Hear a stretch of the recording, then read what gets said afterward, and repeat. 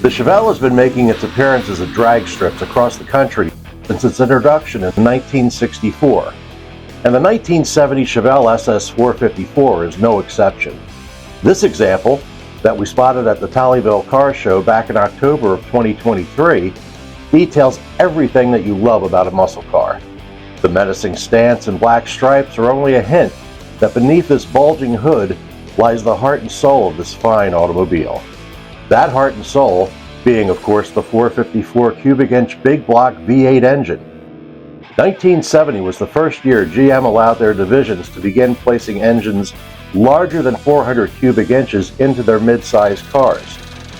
Chevrolet took full advantage of this and offered not one, but two different versions of the 454 in the Chevelle. The base was the LS5 454 V8, which was rated at 360 horsepower. However, if you ordered the LS6, you got 450 horsepower.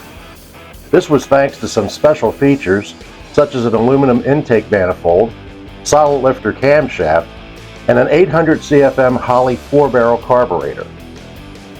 Back in 1970, Hot Rod Magazine tested an LS6 Chevelle with a 4-speed M22 transmission and received a quarter-mile time of 13.44 seconds at 108.17 miles per hour, with a 0 to 60 time of 6 seconds.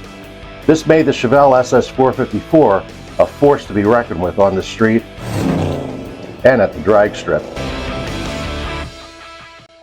Thanks to their reputation, they are a fan favorite at various car shows and, of course, drag strips.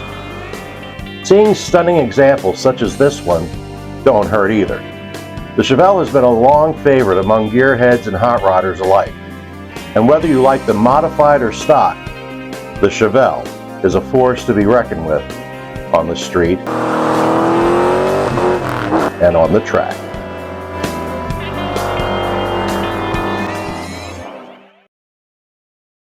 Check out Classic Chrome with Dave.